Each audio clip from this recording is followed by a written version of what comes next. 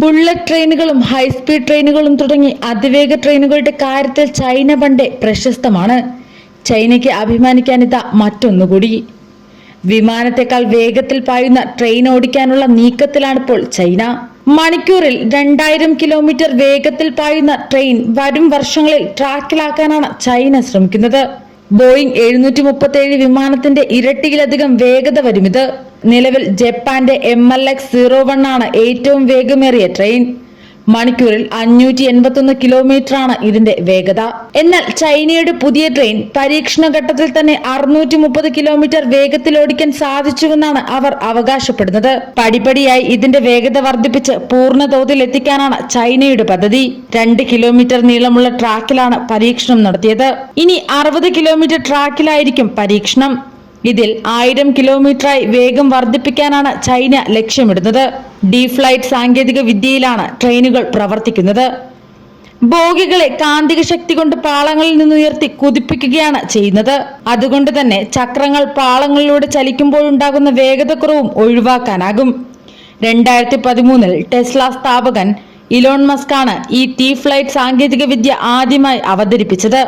അന്നു മുതൽ ഇതിൽ കണ്ണുവെച്ച ചൈന ഈ സാങ്കേതിക വിദ്യ വികസിപ്പിച്ചെടുക്കാൻ ശ്രമിച്ചുകൊണ്ടിരിക്കുകയായിരുന്നു.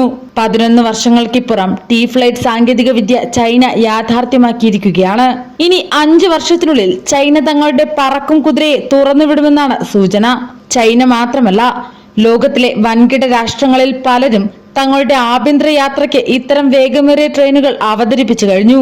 അതിവേഗ ട്രെയിനുകളുടെ മത്സരത്തിലേക്ക് ചൈന കടന്നു വരും മുൻപ് ഈ മേഖല അടക്കി വാണ്ടുന്നത് ജപ്പാനായിരുന്നു.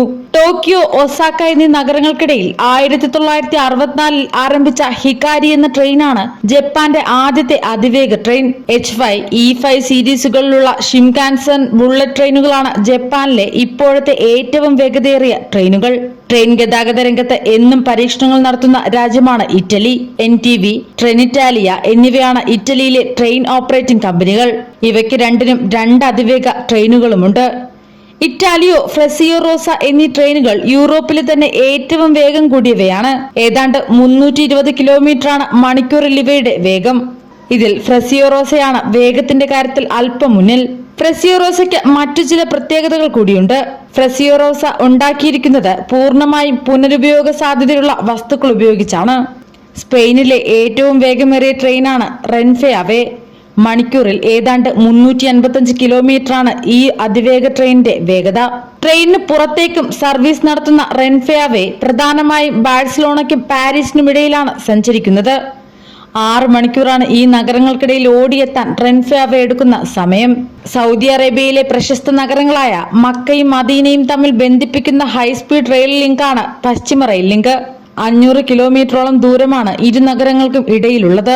റോഡ് മാർഗം 5 മണിക്കൂറിലേറെ എടുക്കുന്ന യാത്ര റെയിൽ മാർഗമായാൽ 2.5 മണിക്കൂറിൽ ഒതുങ്ങും. വേഗം മാത്രമല്ല, തീർത്ഥാടന കാലത്ത് റോഡിലെ തിരക്ക് കുറയ്ക്കുന്നത് കൂടി ലക്ഷ്യമിട്ടാണ് ഈ ഹൈസ്പീഡ് റെയിലിന്റെ നിർമ്മാണം 2017 പൂർത്തിയാക്കിയത്. മണിക്കൂറിൽ 370 കിലോമീറ്ററാണ് ഈ ട്രെയിനിന്റെ വേഗം.